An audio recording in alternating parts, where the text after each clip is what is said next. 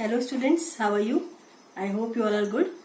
So students, today we are starting our next chapter, that is accounting for partnership basic concepts.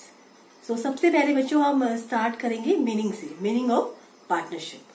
So section 4 of the Indian Partnership Act 1932 defines partnership as partnership is the relation between two and more persons who have agreed to share the profits of the business carried on by all or any one of them acting for all. अब इसका meaning समझते हैं कि partnership क्या है. Is a relation between two और more person. Means सबसे पहले तो ये बात है कि पार्टनरशिप क्या है, एक रिलेशन है. रिलेशन इन द सेंस एक एग्रीमेंट है. एग्रीमेंट कैसा भी एग्रीमेंट हो सकता है between two person. Means minimum partnership के लिए स्टूडेंट्स हमें कितने लोगों की जरूरत होती है, टू पीपल्स. मतलब अगर पीपल्स एक होगा तो वो कौन सा बिजनेस बन जाएगा, सोल प्रोप्राइटरशिप बिजनेस बन जाएगा. तो मिनिमम पार्टनरशिप के लिए हमको कितने लोगों की जरूरत पड़ती है, two. So partnership is a relation और we can say that it is a agreement. एक समझौता है किसके बीच में, दो लोगों के बीच में. अब समझौते में कोई भी स्टैंडर्ड फिक्स नहीं है, कैसा भी समझौता हो सकता है बिटवीन टू पार्टनर्स, बस वो दोनों एग्री होने चाहिए उसके लिए. So, partnership is a relation between two or more person who have agreed to share the profit of the business. Means वो एग्री हुए हो प्रॉफिट शेयर करने के लिए. एंड जो एक बात इसमें नहीं लिखी है बट इसमें इंक्लूडेड है, and to bear the loss also.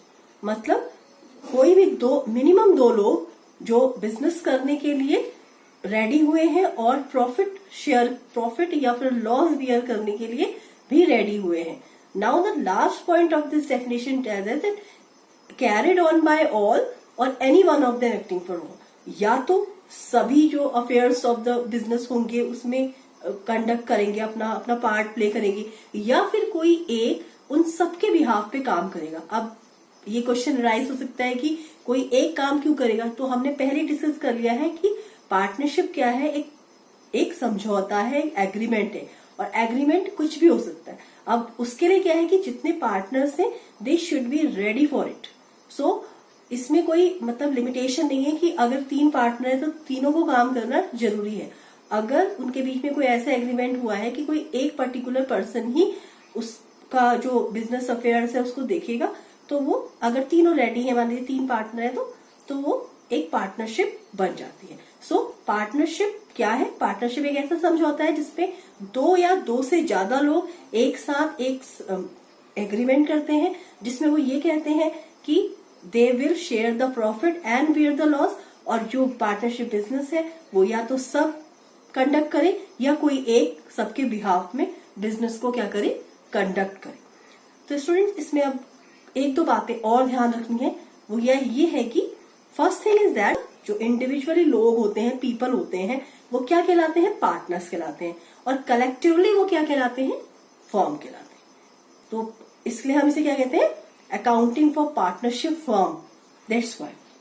Now the next point is that a partnership firm has no separate legal entity. बच्चों ये बहुत इंपॉर्टेंट पॉइंट है कि जब हम सेपरेट लीगल एंटिटी की बात करते हैं तो हम ये बात करते हैं कि सेपरेट लीगल एंटिटी मीन्स कि किसी भी, जैसे अभी हमने प्रीवियस चैप्टर में हमने पढ़ा था कि not for profit organization is a separate legal entity. हमने वहां पर ये पढ़ा था कि किसी भी मेंबर के आने जाने से उस पर्टिकुलर ऑर्गेनाइजेशन को कोई भी इफेक्ट नहीं हो रहा है. लेकिन जो पार्टनरशिप है ये क्या है, it is not a separate legal entity. मतलब किसी भी पार्टनर के एडमिशन से, या कोई पार्टनर अभी इस टर्म से आप नहीं जानते हैं इस टर्म को, मान लीजिए कोई पार्टनर आ रहा है, कोई जा रहा है, किसी की डेथ हो जाती है, तो उन सभी चीजों से पार्टनरशिप जो होती है वो इफेक्ट होती है.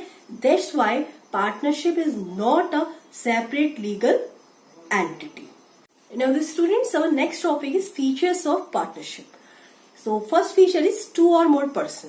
मीन्स अगर हम कोई भी पार्टनरशिप फॉर्म करना चाहते हैं तो हमें एटलीस्ट 2 पीपल्स की जरूरत पड़ती है. Means minimum 2 person are required to form a partnership and maximum 50 person can be admitted in partnership. So minimum 2 and maximum 50. Now the next point is agreement.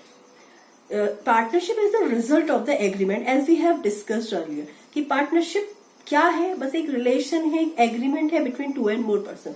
कोई स्टैंडर्ड फिक्स नहीं है उस agreement का कि एग्रीमेंट ऐसा ही होना चाहिए।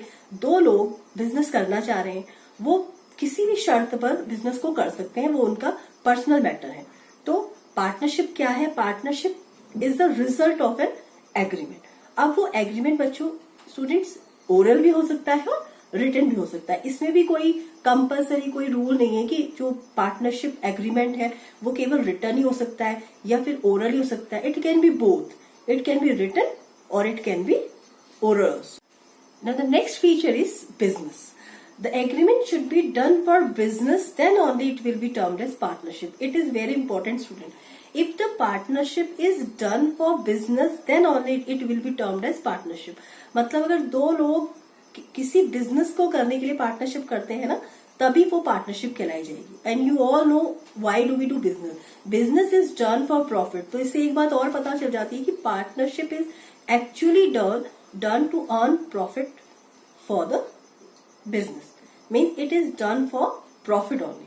अगर वो हम कोई काम कर रहे हैं फॉर चैरिटी या वन टाइम हमने, जैसे आपको ये भी पता है कि जो बिजनेस होता है, बिजनेस की एक पहचान ये होती है कि जो इस आपने फीचर्स पढ़े थे बिजनेस के, तो उसमें ये भी होता है कि जो बिजनेस किया जाता है वो रेगुलरिटी होना चाहिए। जैसे वन टाइम हमने कोई चीज खरीदी कुछ भी, तो वो पार्टनरशिप के अंदर नहीं आएगा। Partnership, if partnership is done for business then and only it will be termed as partnership. Means partnership is done for making profit only. Now the next point is mutual agency. It means partnership concern may be carried on by all the partner or any one of them acting for all. Student देखिए mutual agency का क्या मतलब है कि हमने जो भी बात इसकी डेफिनेशन में भी पढ़ी थी कि पार्टनरशिप क्या है? पार्टनरशिप एक एग्रीमेंट है। अब एग्रीमेंट में क्या हो सकता है कि या तो बिजनेस अफेयर्स में सब पार्टिसिपेट करे या कोई एक पार्टिसिपेट करे on the behalf of all the partners. अब ये उनका निजी पर्सनल मैटर है कि अगर वो चाह रहे हैं कि भाई हम सिर्फ पैसा इन्वेस्ट कर सकते हैं, we can't do the working, so it is also be done. बस इसके लिए क्या है कि the consent of all the partners is necessary. अगर सब उसके लिए राजी हैं तो फिर वो पार्टनरशिप कहलाई जा सकती है। अब इसके बच्चों 2 इम्प्लीफिकेशन है और ये भी क्वेश्चन इस साल 1 मार्क में बोर्ड में पूछा गया है। एक इम्प्लीफिकेशन जो मैं पहले बता रही हूँ वो दी हुई थी और सेकंड जो थी वो पूछी गई थी। तो फर्स्ट सिंप्लीफिकेशन है every partner is entitled to participate in the conduct of the affair of the business, कि हर एक पार्टनर को ये अधिकार है कि वो बिजनेस के काम में पार्टिसिपेट कर सकता है। फर्स्ट इम्प्लीफिकेशन तो इसकी ये होगी। और सेकेंड इम्प्लीकेशन ये है कि relationship of mutual agency between all the partners in partnership. Means mutual agency क्या है बच्चों? देखिए इसमें क्या है स्टूडेंट्स कि जो पार्टनर्स है ना, they are the owner also and they are the person who have to do the work also. तो एक तरफ तो वो प्रिंसिपल भी हैं और उस बिजनेस के एजेंट भी हैं। तो अगर मान लीजिए कोई कॉन्ट्रैक्ट लाया तो उस कॉन्ट्रैक्ट का जो इफेक्ट होगा वो अदर पार्टनर्स पे भी पड़ेगा। अब मान लीजिए इस पर आप as a member, as a partner कोई कॉन्ट्रैक्ट लाते हैं या कोई बिजनेस डील करते हैं तो उसका इफेक्ट अदर मेंबर पे भी पड़ेगा। तो ये एक म्यूचुअल एजेंसी है, मतलब कभी आप प्रिंसिपल भी हैं और कभी आप एजेंट की भी इसमें भूमिका निभाते हैं। Now the next point is sharing of profit. Partnership is the relation between partners who agree to share profit and bear loss. Student देखिए पार्टनरशिप एक ऐसा एग्रीमेंट है जिसपे ये भी एग्रीमेंट होता है कि जो पार्टनर्स हैं जितना भी प्रॉफिट होगा या जितना भी लॉस होगा वो सारे ही पार्टनर क्या करेंगे, उसे अगर प्रॉफिट होगा तो उसे शेयर करेंगे और अगर लॉस होगा तो उसे बियर करेंगे। If Joining hands together for charitable activities are not termed as partnership. अगर कोई भी हम मतलब पार्टनरशिप करते हैं for charity, then it will not be termed as partnership. हमने ये बात कर ली है कि partnership is only done for making profit. Then only it will be partnership, otherwise not. Now the last point is liability of partner. As you all know students, जो partners हैं, who are they? They are the owner.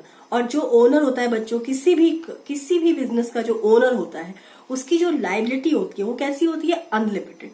मतलब उसको जितना भी third party या outsiders हैं उनका पैसा देना है। पहले तो वो अगर मान लीजिए कोई पैसा देना है तो बिजनेस से दिया जाएगा, अगर बिजनेस के पैसे कम पड़ेंगे तो उनकी प्राइवेट प्रॉपर्टी से भी को भी बेच कर भी बिजनेस का पैसा दिया जा सकता है। तो जो लायबिलिटी होती है, हमेशा आप याद रखें, जो ओनर होते हैं उनकी जो लायबिलिटी होती है वो अनलिमिटेड होती है। So students, we have completed the meaning and features of partnership. So that's all for today. Now we will move forward to our next topic in the next video. So thank you for watching the video.